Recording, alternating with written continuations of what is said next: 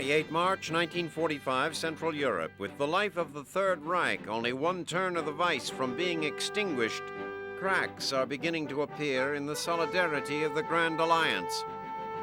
Surprisingly enough, it is the Anglo-American faction that is having its differences. Supreme Allied Commander General Dwight Eisenhower has telegraphed Soviet Premier Joseph Stalin, informing him that the Western Allies' intentions are not directed towards Berlin. This sends British Prime Minister Winston Churchill into a fury. Churchill, who believes that as coalition warfare draws to an end, political considerations have mounting importance, mistrusts Uncle Joe and fears a post-war Europe dominated by the Soviets. Additionally, he accuses Ike of overstepping his authority and communicating his strategic intentions directly to a head of state. Eisenhower retorts that Stalin is also commander-in-chief of the Red Army. By informing Stalin of his decision, Ike hopes to coordinate the crushing of any Wehrmacht resistance and avoid any friendly fire incidents between the Eastern and Western Allies. Meanwhile, Adolf Hitler, sequestered 40 feet below the gardens of the Reichschancellery, still attempts to exert some type of strategic influence on the war. Chief of the German General Staff, General Heinz Guderian, has for the better part of his tenure attempted to moderate Hitler's more asinine orders. Guderian knows that static defenses and sheer will are no substitute for good defensive ground and mobile forces. Now, even with his best generals forced to give ground, Hitler still refuses to see his war is lost. Instead, he heaps scorn upon the general staff he feels has failed him. Hitler relieves Guderian, ostensibly for health reasons, and in his place appoints General Hans Krebs. Actions on the other side of the Eastern Front suggest changes in the wind for the Russians as well. In a foreshadowing of things possibly to come, Soviet Foreign Minister Vyacheslav Molotov announces to the Japanese ambassador to Moscow that the Soviet Union does not intend to renew its non-aggression treaty of 1941. This notification, a full year before the agreement is due to expire, bodes ill for the Japanese. According to the Yalta agreements, the Soviet Union must enter the war against Japan within 2 months after the conclusion of the European conflict. With Germany in its death throes, Uncle Joe Stalin is putting the Japanese on notice. Surrender, or else.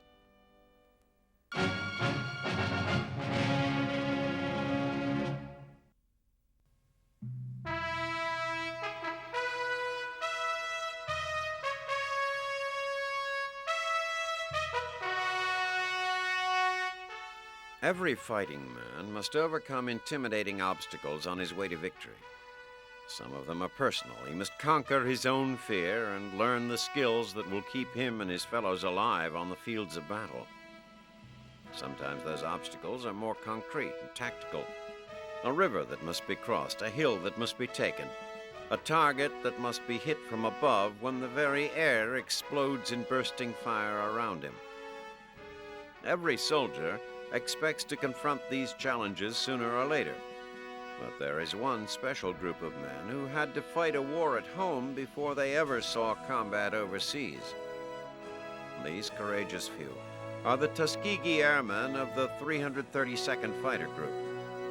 Never before have black pilots served in the armed forces, but the splendid reputation they have acquired in the skies over North Africa, Sicily, and the Mediterranean have changed that forever.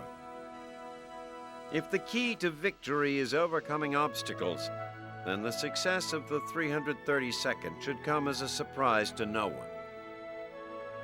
In 1941, activists and black leaders appealed to the courts to end Jim Crow segregation and allow young black men the opportunity to become pilots. The War Department formed the 99th Pursuit Squadron to be trained at the Army Airfield in Tuskegee, Alabama, near the site of Booker T. Washington's famous Tuskegee Institute. The school had already established a civil aviation branch, and it was quickly converted for military use. The plan was met with scorn from many white military and political leaders who thought the experiment would merely prove the inadequacy of blacks to become flyers. Such ridiculous theories were soon put to rest by confident cadets who came from all over America to join the program.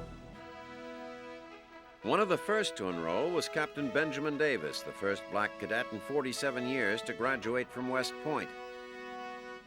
He was among the first Tuskegee class of 5 pilots to gain their wings, and went on to command the 99th Squadron after his promotion to lieutenant colonel.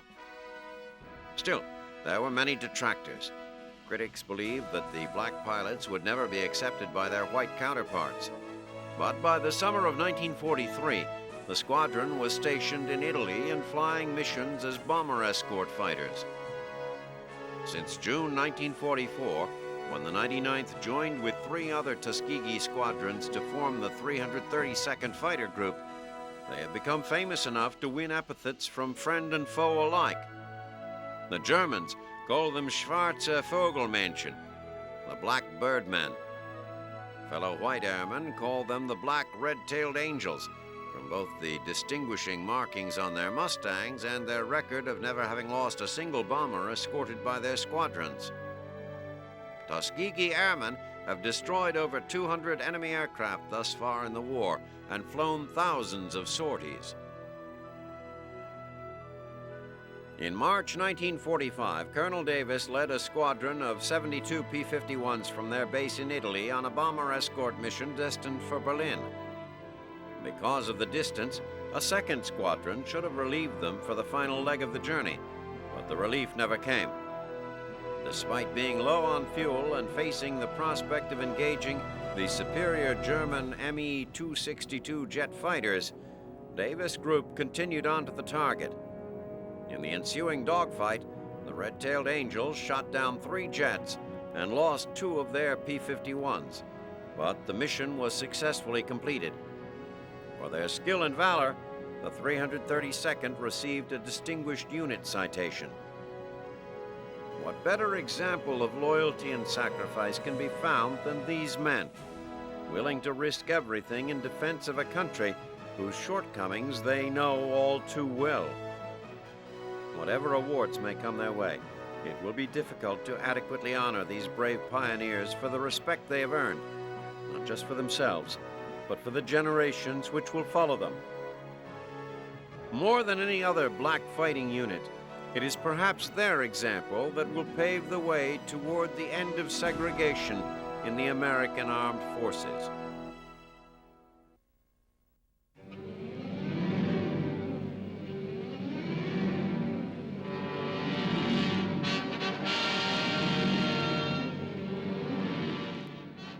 March 1945, the Southwest Pacific. Operation Victor II rolls into action as American troops land on the beaches of Cebu Island, driving forward General Douglas MacArthur's plan to rid the beleaguered Philippines of their Japanese aggressors. The first elements of the Americal Division land without incident at Talisay, following a routine bombardment by American cruisers and destroyers. But what at first promises to be a carefree day at the beach quickly turns to chaos. Exploding mines kill and wound advancing soldiers and destroy 10 of the first 15 arriving tanks. Based on intelligence from Filipino guerrillas, American engineers expected the beaches to be mined. What they were not expecting was that the mines would be planted so deeply that the naval bombardment would fail to detonate them.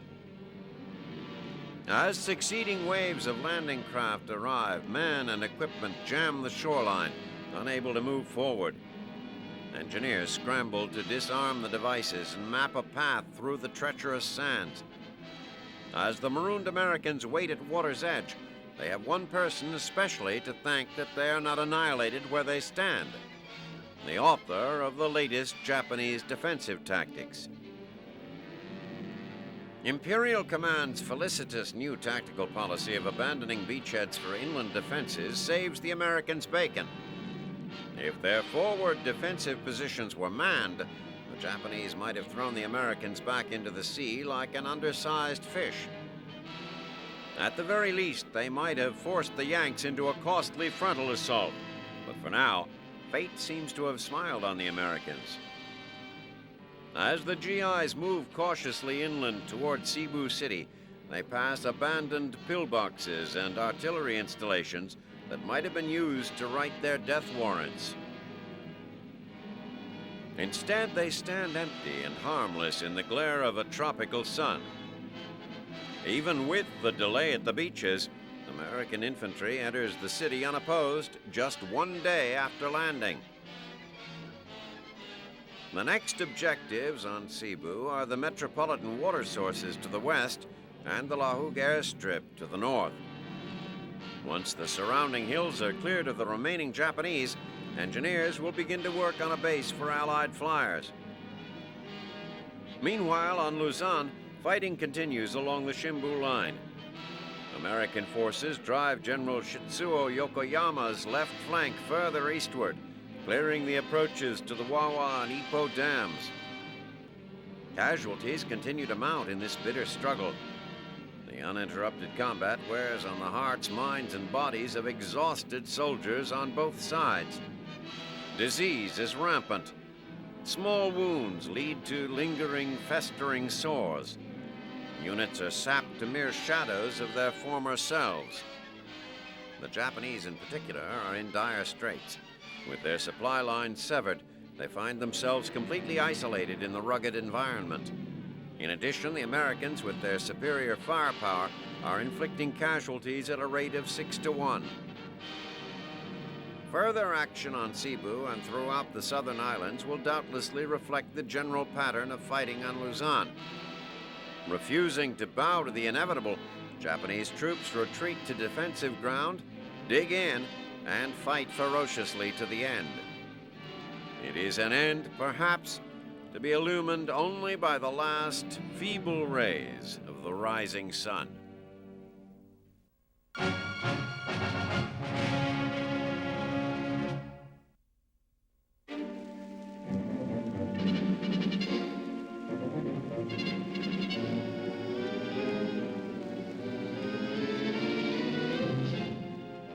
March 1945, Danzig, the city where the opening shots of the Second World War were fired over 5.5 years ago, falls prey to the Soviet steamroller as troops of the Second Belarusian Front under Marshal Konstantin Rokossovsky enter this Baltic port.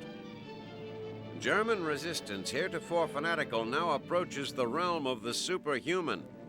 Soldiers push themselves and their machines beyond endurance in the futile attempt to stem the Soviet colossus. German tactics and technology make themselves felt time and again as Soviet penetrations are sealed off and destroyed.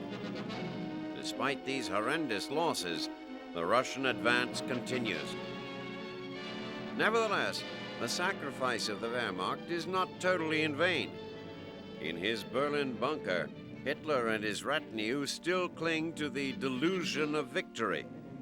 The common German soldier's reason to fight on is far less grandiose and far more intimate. Since the beginning of the war, segments of the civilian population of Europe have been on the move, displaced by battle or merely trying to avoid the crushing heel of Hitler's new order. Now the frightened figures furtively fleeing are German. Stalked by Russian forces, these refugees know that mercy and compassion are in short supply should they fall into the hands of the Bolsheviks. Their only hope lies in reaching the coast and evacuation. Shielding them is the Wehrmacht's prime, if unofficial, mission. Thanks to propaganda minister Joseph Goebbels, German soldiers have seen the price civilians pay when liberated by the Russians. Unspeakable atrocities committed by troops whose hearts and minds have been filled with their own propaganda machines call for extracting the last ounce of revenge from anything German. The Wehrmacht achieves a measure of success, as many refugees find safety on ships sailing from Baltic ports. But success for some is cold comfort to others too slow or too unfortunate to avoid capture. By 30 March, German units east of the Oder are forced into tighter and tighter perimeters until exhaustion, lack of ammunition, and sheer Soviet numbers finally overwhelm them. Some opt for surrender, while others make a determined last stand, giving the last full measure for Volk, Reich, and Führer. In the south, the failure of Hitler's Spring Awakening offensive in Hungary has allowed the Soviets to counterattack with a renewed vigor that doomed General Otto Wehler's Army Group South to an incessant retreat to avoid annihilation. By 2 April, advanced Soviet units reached Neusiedler Lake, bordering Austria. The former crack SS divisions guarding the approaches to Vienna now are cracked units, retaining only traces of their former strength and elan. 2 days later, the last German troops are evicted from Hungary. Hitler's ideological supermen finally have discovered what their less enlightened, mere mortal Wehrmacht brethren have known for quite some time. For a moment, the resolve of the Russian bear may be dimmed, but it is never fully extinguished.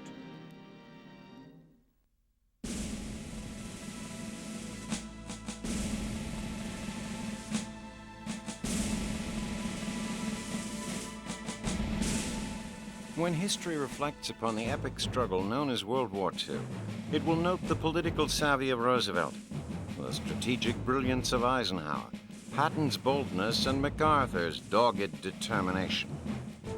Lost in the praise of these great men who helped shepherd the free world through the trials of global conflict will be the true hero of this war, G.I. Joe. He is the common soldier, sailor, or airman. Did not ask to be thrown into this tempest of blood and violence. His heart is at home with his family and friends, yet when fate pressed upon him the most difficult of situations, the most trying of circumstances, his indomitable spirit never ceased to carry the day. 1941 found him an innocent young man from small-town USA. The war in Europe and Asia was a distant affair of little consequence to his daily life. Glenn Miller's latest release, or Where to Take His Best Girl on Saturday Night, were uppermost in his mind, far more important than the evils of fascism.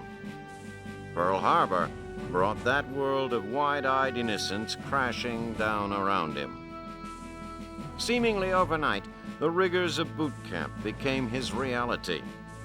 Loaded on a train and shipped halfway across the country, he was forced to eat, sleep, and train with men whose customs, not to mention accents, seemed strangely foreign. His heart, not for the last time, ached for the familiar comfort of home. But slowly, almost imperceptibly at first, he began to change. His step was sharper, more self-assured, his posture upright and eyes alert, and gradually he and those men who at first seemed so foreign became a cohesive unit.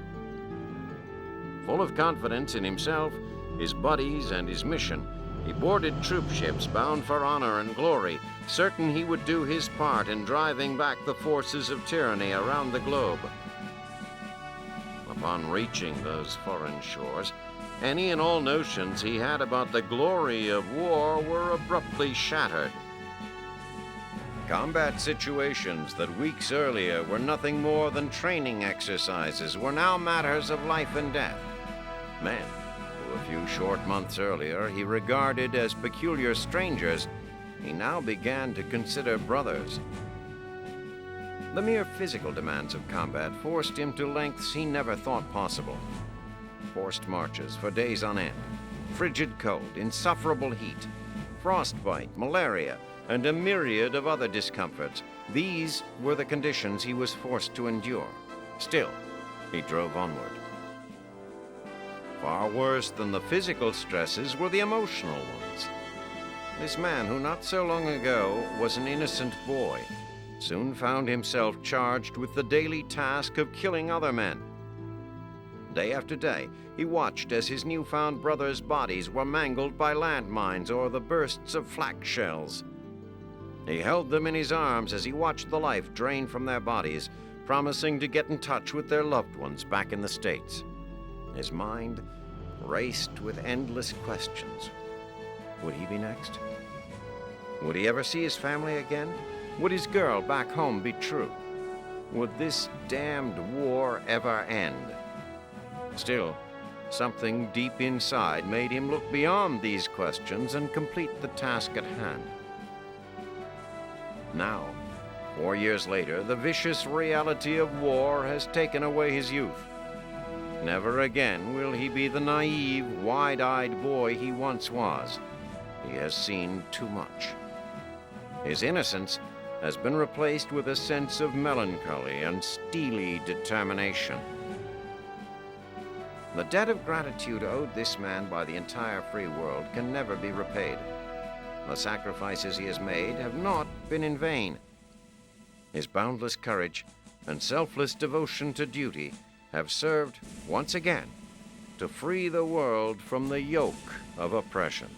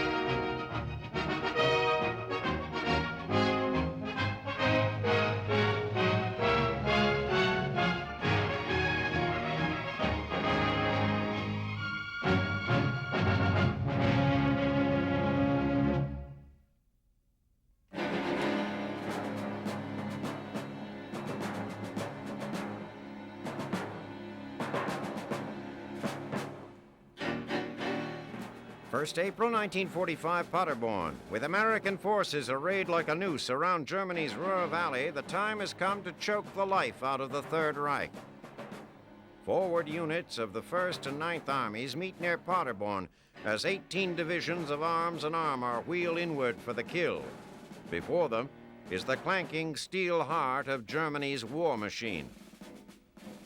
Even though Allied bombers have turned towns like Essen and Dortmund into smoldering craters, bombs and bullets are still produced among the ruins.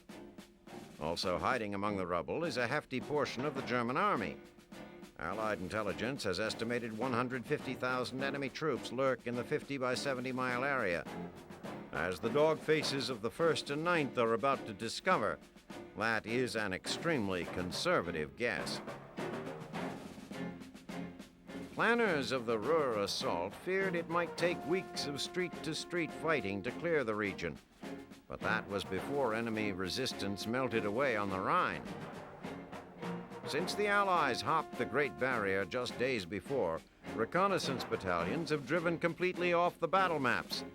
They now consult tourist books or enemy captives who at gunpoint prove to be reliable guides. With free-flowing supply lines and undisputed air supremacy, Allied troops carve through the countryside without fear. In some cases, divisions simply plow through pockets of resistance, never looking back. There are plenty of troops behind them to finish the job.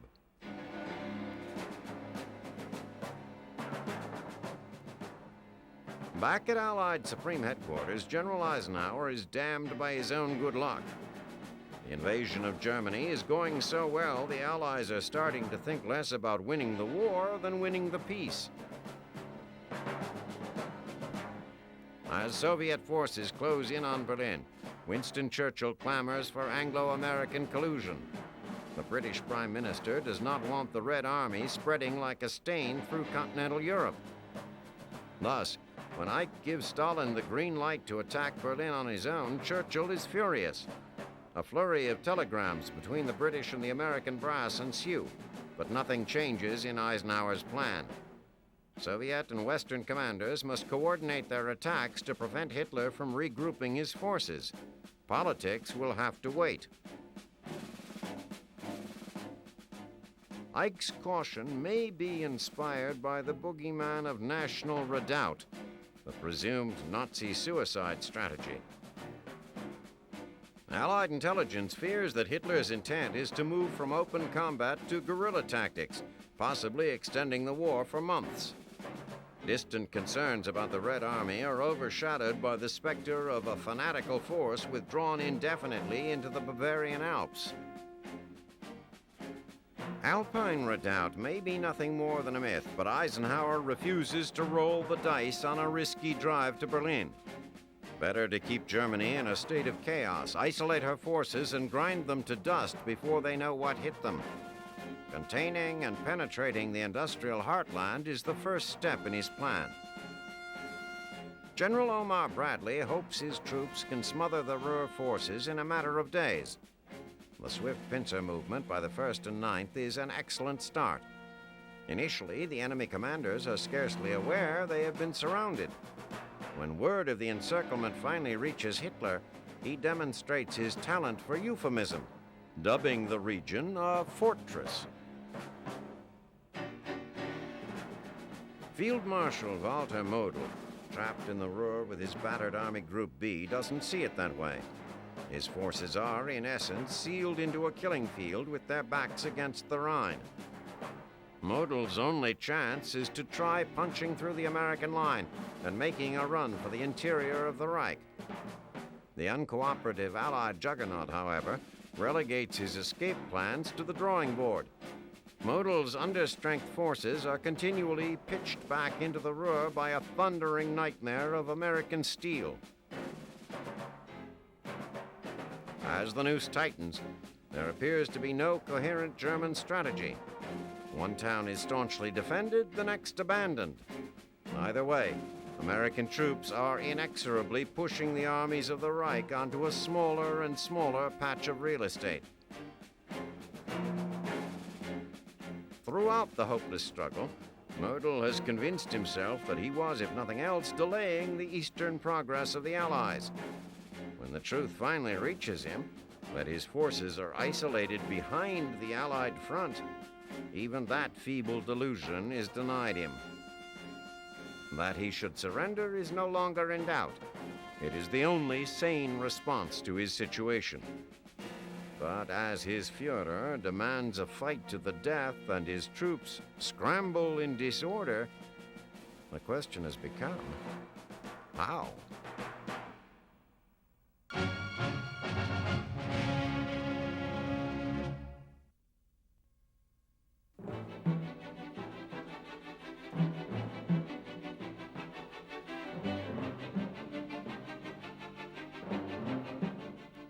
April 1945, Okinawa. It's Easter Sunday, and the troops of the 1st and 6th Marines and the 7th and 96th Divisions get their pre-invasion meal in large enough quantity that journalist Ernie Pyle refers to the spread as fattening us for the kill.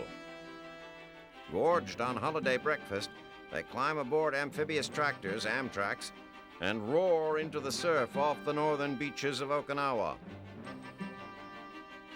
Knifing through the waves, they bypass the submerged coral reef, dynamited by Navy frogmen only days earlier to permit safe passage. The Amtraks are covered from offshore by the booming guns of 10 battleships and 9 heavy cruisers. The Fifth Fleet has been pounding the island for 6 days, double the bombardment at Iwo Jima.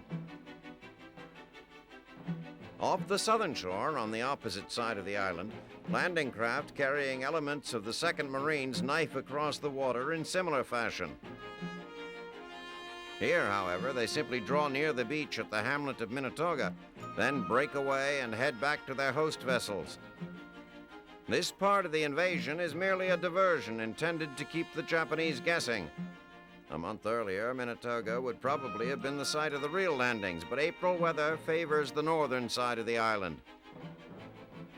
Any defenders watching the beach at Hagushi witness the grandeur of an 8-mile-wide line of landing craft bearing down on its sands. Rocket boats augment the offshore shelling. Amtraks hit the shore, spewing forth their human cargo, heavily armed and spoiling for a fight. They charge across the beach, taking refuge at the base of the seawall, scramble over the top, and encounter nothing. Though liberally pocked with craters, the terrain of this part of Okinawa still bears more resemblance to the American Midwest than a Pacific battlefield. Massing troops and supplies on the beach, the invaders push forward through flat patches of vegetables. In the distance, stands of evergreens, oak trees, and small hardy palm trees are nearly devoid of opposition. Only sporadic mortar fire serves to remind the GIs and leathernecks that Okinawa is still Japanese property. Field medics and surgeons sit idly, awaiting an influx of wounded that does not come. Oddly, it is the diversionary force that takes the first American casualties at Okinawa. A kamikaze attack on the transport Hinsdale kills 8 Marines off the south side of the island, while back to the north, the real invasion proceeds like clockwork. The 7th Division achieves its initial objective right on schedule, securing the Kadena airfield on the southeastern edge of the beachhead. To the north, the 6th Marines quickly follow suit by seizing the undefended Yontan airfield. So uneventful is the takeover that during the afternoon, a Mitsubishi Zero lands on the airstrip, apparently unaware of its change of ownership. The ground force pushes inland, gobbling up territory to the tune of 5,000 yards the first day. Goats and other livestock present the greatest obstacles as the Americans branch off to the north, east, and south. Offshore, General Simon Bolivar Buckner observes the landing from the command ship El Dorado. Buckner could hardly have imagined that his charges would encounter more civilian locals than Japanese troops on this first day of action, but that is exactly what has happened. The feeling of cautious relief works its way up the chain to Mission Commander Vice Admiral Kelly Turner. Turner radios the Allied command. "I may be crazy, but it looks like the Japanese have quit the war, at least in this sector." Admiral Chester Nimitz, who is less euphoric at home base, radios back, "Delete all after crazy." 60,000 troops, oblivious to the repartee at the command level, busily set up command and communication posts in preparation for the next day's push. The common refrain among the infantrymen is one of relief at having lived long enough to see nightfall. As the Americans dig in, the evening winds give the mission's code name Operation Iceberg unintended meaning as well. Okinawa is far north of the jungle islands on which the Allies have become accustomed to fighting, and the night is going to be a cold one. For the moment, however, there is much to be thankful for. The first day of the Okinawa invasion passes with only 28 deaths, making it a happy Easter for most. Now they can only hope that on this April Fool's Day, the joke is not on them.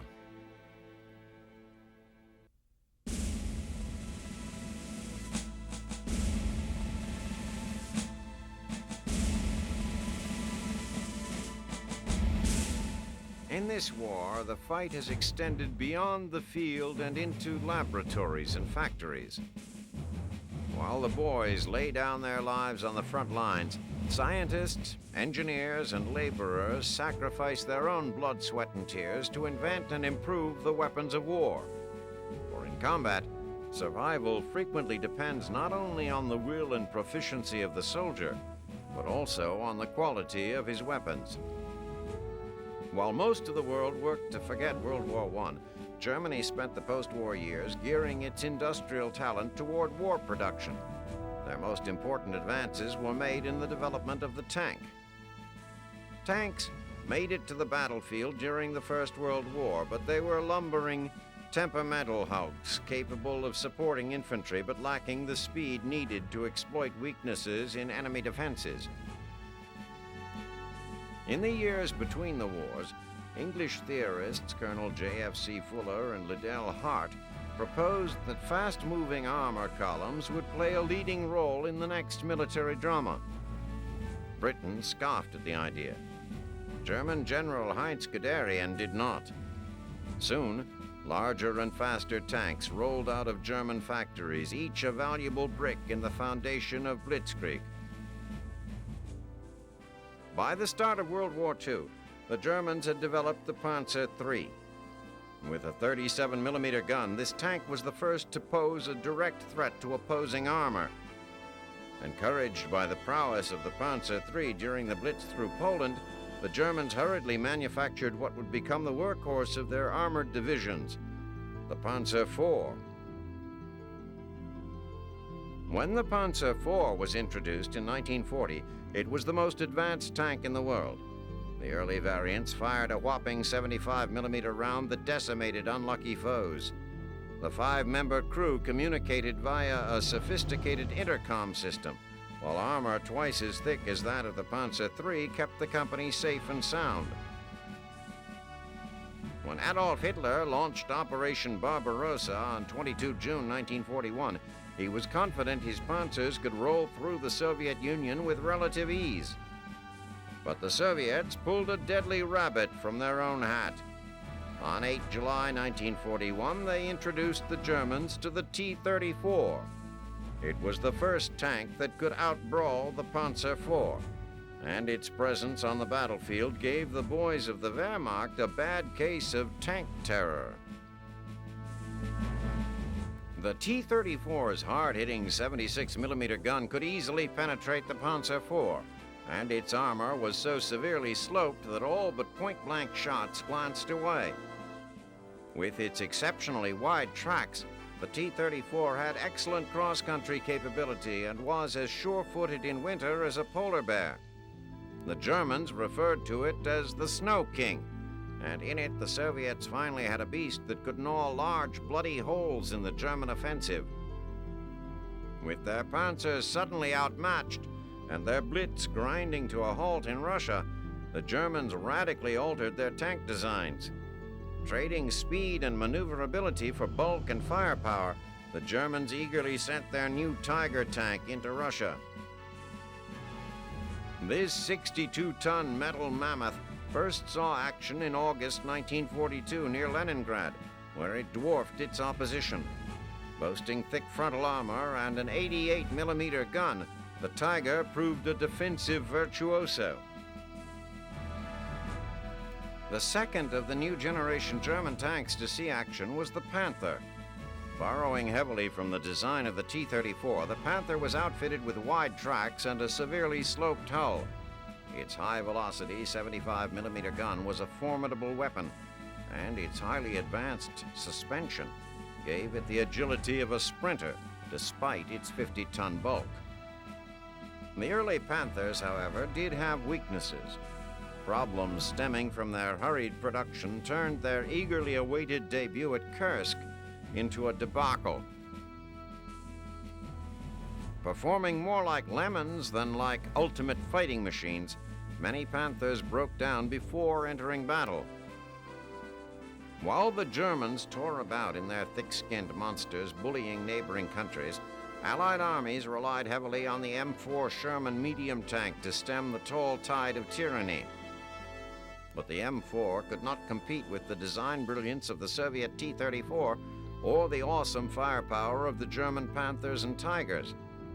The German Panzerfausts, Panzerschrecks, and 88s played havoc with its tissue-thin armor.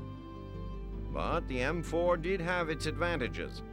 A child of assembly line derivation, the tanks were quick to find their way from factory to fight. Compared to the German tanks, the M4's drivetrain was exceptionally reliable and easy to repair. M4 tracks also lasted nearly 5 times longer than German tracks. Typical of Detroit steel, the M4s boasted a variety of configurations. Options included snorkels, mine flails, bridges, flamethrowers, and hedgehogs. However they are outfitted, whatever mission they perform, leading the offensive or protecting the infantry, the tank has no equal on the battlefield. Quick, deadly, and versatile, tanks have modernized an old role in warfare, becoming the steely steeds of the cavalry, the new workhorses of war.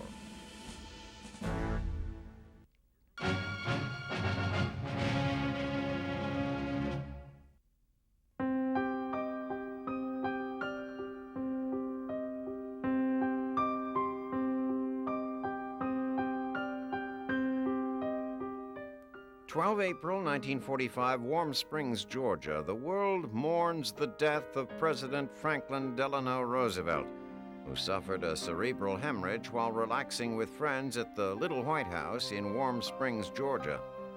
A casualty of war, of service to his country. The president was 63.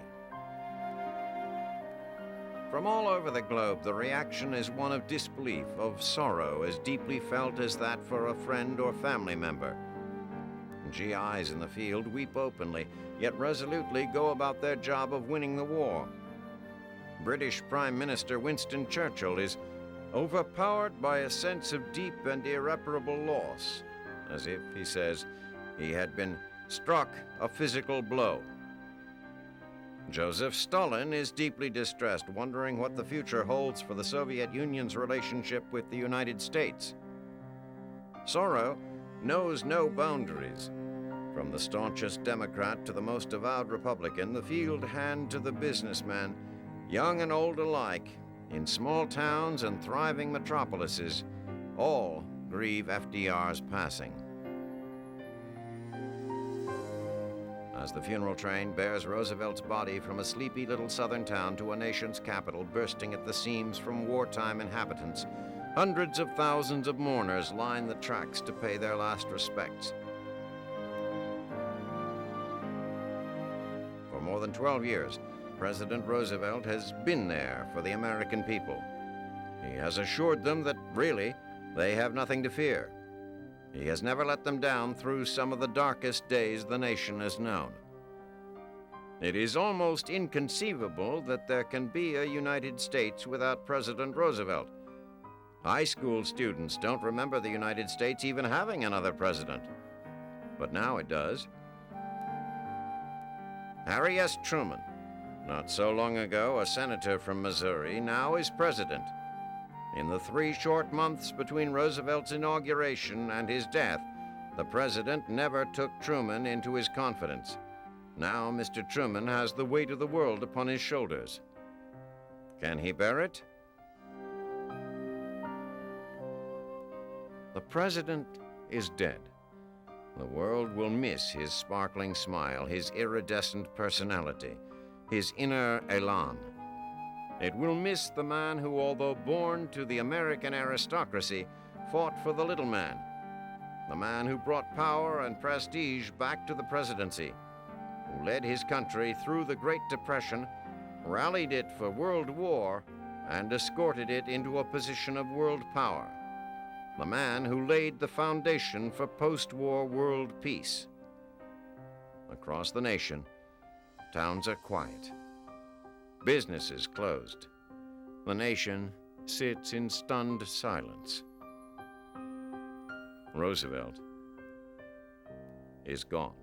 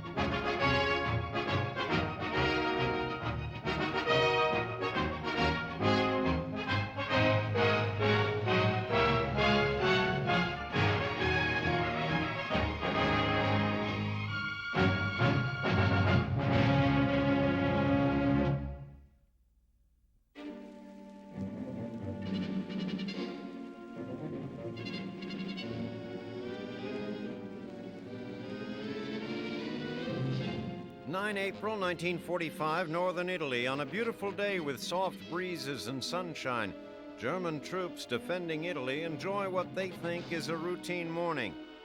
They have no way of knowing they are about to learn an entirely new routine. At midday, a mighty throbbing fills the air as the Allied drive for the rest of Italy begins. Medium bombers and close support squadrons attack German command posts and gun positions along the Senio River. 90 minutes later, heavy bombers saturate the German defenses with thousands of fragmentation bombs. For the next 4 hours, the Germans will be pinned by a deluge of concentrated gun and mortar fire, alternated with low-level fighter-bomber attacks. For the first time in months, the Allies in Italy are on the move. After a quiet winter of resting and rearming, the Allies are ready to crush the Germans and clear the way to the Alps. Morale is soaring among the exotic group of multinational units massed within General Mark Clark's 15th Army Group on the Forgotten Front. British, Polish, French, and Americans are joined by sepoys, Gurkhas, and Maoris from the British Commonwealth countries of India, Nepal, and New Zealand. In addition, reinforcements have also arrived from African American, Brazilian, and Nisi or Japanese American units. Along with the manpower, the Allies in Italy have also gained some valuable equipment previously denied them. They've received Sherman tanks known as kangaroos that can carry infantry, as well as amphibious DD tanks and tracked fantail landing vehicles, both of which will be useful on Lake Comacchio and in the many areas suffering spring flooding. Clark's armored units also have improved Churchill and Sherman tanks that carry heavier guns. Flamethrowing tanks, tank dozers, bridge-building equipment, and masses of ammunition round out the resupply. Allied air support is much improved as well, as more and more heavy bomber squadrons have been released to Italy. In recent weeks, they have been pounding German supply routes, wrecking roads, bridges, and railway yards. Meanwhile, new German commander Heinrich von Fiedinghoff faces a difficult task. His troops are spread thinly across a 130-mile front, and aides have suggested pulling back to better defensive positions. Fiedinghoff knows such a withdrawal is out of the question. His half-demented Führer has given unequivocal orders that he must hold every inch of northern Italy or face serious consequences back in Berlin. Adding to Fiedinghoff's woes is a laughable shortage of fuel. His troops are reduced to using mules and horses to move much of their equipment. If they need to move quickly to fill a break in their lines or mount a rapid defense, they're out of luck. In the early evening, Allied infantry crosses the Senio River while the Germans still have their heads down. Within minutes, the flamethrowers are engulfing Nazi positions. At first, the Germans are too stunned and terrified to offer much resistance. In fact, the heaviest Allied casualties are suffered by Polish units who are inadvertently bombed by Allied planes. In addition, their portion of the river is heavily mined. But the tough Poles rally. With the help of the New Zealanders, they establish bridges across the river and get their tanks across. By mid-morning of the 10th, the Polish tanks have German armor beating a frantic retreat. Slowly but surely, the Allies work their way north. Allied tanks rove the plain between the Senio and the Santerno. Allied bombers return to further pound the luckless defenders. Situational reports sent to Clark at his headquarters on 10 April are encouraging. On 11 April, New Zealand and Indian soldiers form up for a new advance to take the next objective, the Santerno River. Moving out at dawn, they attain the near riverbank without difficulty. The first two companies of Kiwis are across the Santerno a few hours later. Meanwhile, the U.S. forces to the west are supposed to commence their offensive on 12 April, but they are forced to wait because of fog and poor flying conditions. But this is a small setback. The overall Allied offensive is well on its way towards the Argenta Gap, where they will have the shortest run to the Po River and total victory.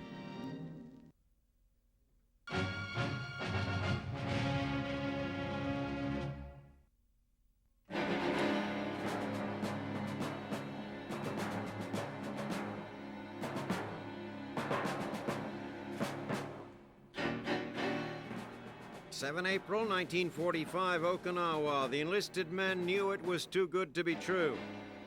The non-coms knew it was too good to be true. Even the brass knew it was too good to be true. That knowledge provides no comfort to the men of the 96th Division, who engaged the enemy on 2 April, discovering the defenses that Allied reconnaissance had been unable to identify through southern Okinawa's thick cloud cover. Japanese Commander General Mitsuru Ushijima has erected his first line of defense 5 miles south of the American landing beaches, at a line of jagged ridges that define the lower fourth of the island. As on Iwo Jima and Luzon, the servants of the rising sun fight from fortified bunkers fed from a maze of tunnels that keep them out of the American sight, but in no way out of mind. The Allied ground forces push into the Japanese defenses stretched across the narrow island. Their supply capabilities depend on holding the 3 main roads on the island, one running along each coast and the third down the center. To the west is the 96th Division. To the east is the 7th Division. In the distance is Shuri Castle, the heart of the enemy's fortifications. For the Allies, all roads lead to Shuri. The Marine divisions on Okinawa have it much easier, at least for the moment. Charged with the capture of the territory north of the landing zone, General Roy Geiger's Marines discover what the GIs already know. The vast majority of the resistance is located to the south, which means that for most of the Leathernecks, the speed of their forced march is more challenging than the token resistance. The Marines' rapid advance tests the resources of the engineer units, who busily erect portable bridges or, where the passes are narrow, create an earthen span with bulldozers. Virtually every bridge on the island has been destroyed. The engineers are constantly on the move. Meanwhile, the 96th Division pushes slowly down the western side of the island, its advance slowed both by the opposing forces and the craggy terrain, dotted with crevices that form natural tank traps. They have no sooner left behind the vegetable gardens that formed their landing point than they have encountered the vanguard of Tokyo's warriors. With dozens of vantage points from which to fire upon the Americans, Ushijima's men negate the superior firepower of their attackers. American armor, in particular, suffers at the hands of skilled enemy gunners. Army Commander General John Hodge responds by ordering World War I-style frontal assaults up the forbidding ridges. Unlike previous campaigns, the Japanese are patient and determined. Ushijima's Chief of Staff, General Isamu Cho, lobbies for the infamous Banzai Charge. The senior general, however, has learned from bitter experience and is resolved to wear the Yankees down. He hopes to impose enough attrition on his adversaries to bring a quick end to the battle. Offshore, the Western Brain Trust looks upon the situation disappointed but unsurprised. It is now apparent that they are not going to secure their first chunk of Japanese real estate without incurring significant losses. This development troubles Ground Commander General Simon Buckner, who is already concerned for his supply lines and struggling to keep the Allies fully armed. Frequently running short of grenades and satchel charges to root out the dug-in enemy, Buckner's GIs improvise by slamming the heads of mortar shells against rocks to release their firing mechanisms and lobbing the shells over the craggy ridges. This innovative twist on the expression long bomb lets Uncle Sam's forces stretch their resources and keeps the Japanese on the defensive. However, the Empire still has a trick or two up its sleeve. Just after dawn on 7 April, the last of Hirohito's battleships, the Yamato, cruises into tracking range of the Yankees, 250 miles north of Okinawa. The Yamato is the world's largest battleship.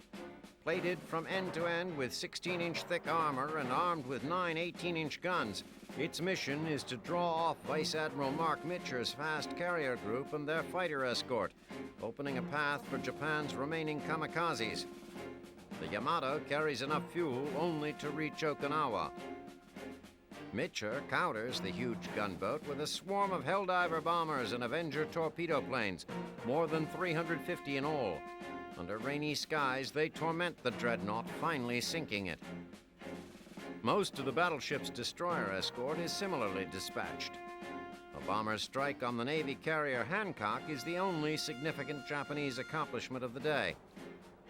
For the ground troops on the island, the failure of the kamikazes is one less thing to worry about, if in fact they have time to consider it at all. Their work has just begun in earnest, and to a man, they know the worst is yet to come.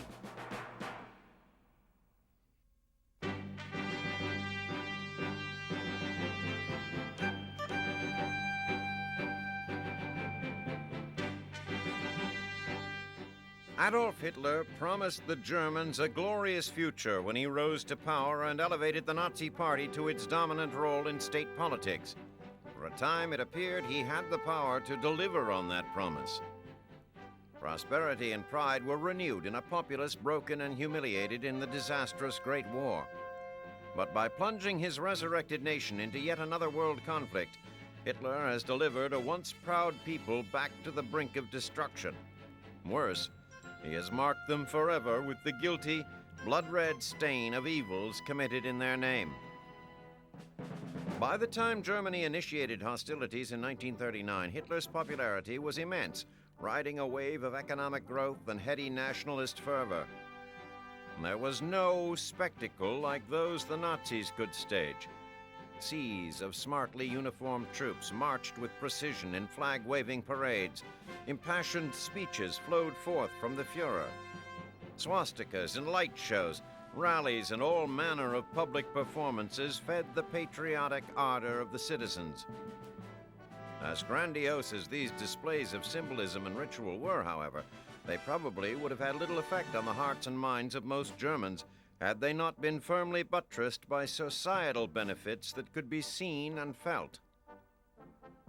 As though the ignominy of its military defeat weren't enough in the post-war years, Germany also had suffered through the privation of a calamitous economic depression. Laborers were out of work, farmers were buried in debt, and industry was stagnant. Hitler introduced huge public works projects, such as the construction of the Autobahn, and, despite the strictures of the Versailles Peace Agreement, began production of military material. The German economy rebounded, but that was not enough for the Fuhrer. Through the strength of the Nazi Party, he began promulgating the policies of anti-Semitism, Aryan superiority, and the need for living space, which he intended to gain by seizing nearby territories. Hitler prepared the home front for war as carefully as he prepared the military, and he began with the children. Consolidating all German clubs for young people into the Hitler Youth Program, boys and girls ages 10 to 18 years were thoroughly indoctrinated with the Nazi ideology. Through this organization and in school, young people learned about German greatness.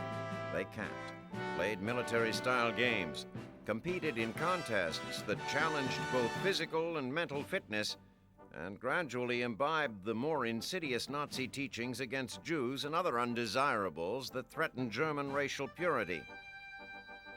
Hitler not only molded the minds of a generation, he established a police force to make sure that doubters and dissidents were silenced. Heinrich Himmler commands the Nazi armed guard known as the SS, and Reinhard Heydrich took over the intelligence service and Gestapo unit. Even loyal citizens learned to be discreet in their speech in order to avoid being questioned, or worse, for treasonous utterings. When the German blitzkrieg seemed all but unstoppable, morale was high among the people. But as Britain refused to fall and Hitler opened up the Barbarossa campaign in Russia, the cracks began to show. The government asked citizens to give up their warm clothing to send to German troops enduring the harsh Russian winter, signaling to the people an early failure of military readiness. At home, their own clothing ration cards became useless as there was nothing to be had in the stores. The first food crisis hit when even the normally abundant potato crop failed. Although many women took over farming jobs, there were not enough workers to harvest the potatoes before they were frozen in the ground. By early 1942, both British and American bombers began appearing with more regularity over cities in the Reich. Lübeck was the first city to go up in flames due to saturation bombing. Air raids have become the norm for most urban Germans as the frequency and ferocity of the attacks has steadily increased. After the tremendous loss at Stalingrad in 1943, the German people began to see defeat as a very real possibility. Joseph Goebbels worked the German propaganda machine overtime, attempting to quell the tide of rising fear. For his part, Hitler began to intimate that the Reich's citizens would be to blame if the war effort failed, because they did not show enough loyalty and sacrifice. The government has been actively recruiting women for work in the factories since 1941, but the initiative has been largely unsuccessful. Germany's women have been schooled well in Nazi doctrine that urged children, church, and kitchen as the only proper feminine spheres of activity. When the government began conscripting women for the workforce in 1943, they still resisted, taking advantage of every exemption open to them, especially that of becoming pregnant. Children, too, have been subject to the pull of the state. The Hitler Youth Organization volunteered 6 million of its members aged 10 to 15 years old. Even so, the burden of production has fallen on a sizable force of foreign forced labor from occupied territories, prisoners of war, and the slave labor of imprisoned Jews. With every available male sent to the front, women, children, and the elderly have been recruited for quasi-military jobs, including anti-aircraft duty. Operating searchlights, detecting planes, and manning the guns are hazardous tasks, sometimes undertaken by civilian women and children as young as 11 or 12 years old. With Russian troops advancing from the east and GIs and Tommies making inroads into Western Germany, the fatherland citizens have inherited the wrecked dream of their beloved Führer. Germans haunt their ruined cities like ghostly fugitives, or litter the roads in ragtag remnants fleeing the Soviet scourge. When they pick through the rubble of their lives, what will they find of Hitler's grand schemes? Perhaps the shattered landscape provides the only possible recompense for promises built on a foundation of unbounded arrogance and unimaginable hatred.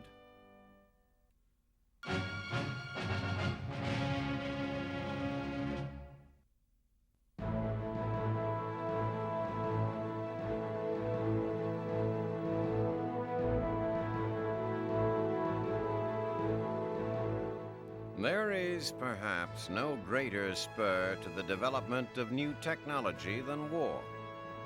In the desperation of battle, ideas that would be dismissed in less trying times as impractical or even impossible are tried and found to have merit.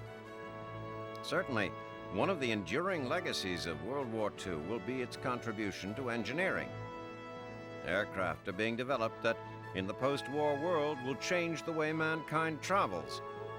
Means of communications are being researched that will shrink the globe into what will be, in effect, a single village. And on the almost forgotten front in South Asia, where the Allies labor in jungles of obscurity, necessity has indeed become the mother of invention. There, the war is being fought over logistics. The Allies want to open the roads to resupply the Chinese. The Japanese seek to keep the roads closed. To keep those roads open, the Allies have recently unveiled a secret weapon of gargantuan proportions, a construction machine that would impress even the most seasoned jungle engineer, and a transportation system as endearing to the Burmese jungle fighters as the common jeep is to GIs in the muddy fields of Europe. The secret weapon? The elephant. Not sleek to look at, perhaps, but efficient in its own way. Weighing in at around 10 tons, the elephant runs not on gasoline, but on indigenous fuels. Grass, trees, vines to be found alongside construction sites. Back at the garage, elephants require little maintenance. A pat on the back, a handful of peanuts, and occasional spray down with fresh water. They move well through all terrains, uphill and down, as ably through deep mud as through choking dust. Elephants ford rivers effortlessly, even joyfully. Elephants are cost-effective as well. They fend for themselves at night, and the standard model comes equipped with a front-mounted crane to help with heavy lifting. Soldiers working the Burma Road use elephants for moving the 2-ton logs that form the foundations for bridges, for knocking down pesky trees that block their path, and even for helping less advanced equipment that falls prey to weather or geography. The development of the elephant is a technological coup, to be sure. Allied intelligence reports that the Japanese, so proud of their own industrial prowess, have yet to unveil a pachyderm capability of their own. Certainly, this advantage bodes well for the end of the war and makes one wonder, what will they think of next?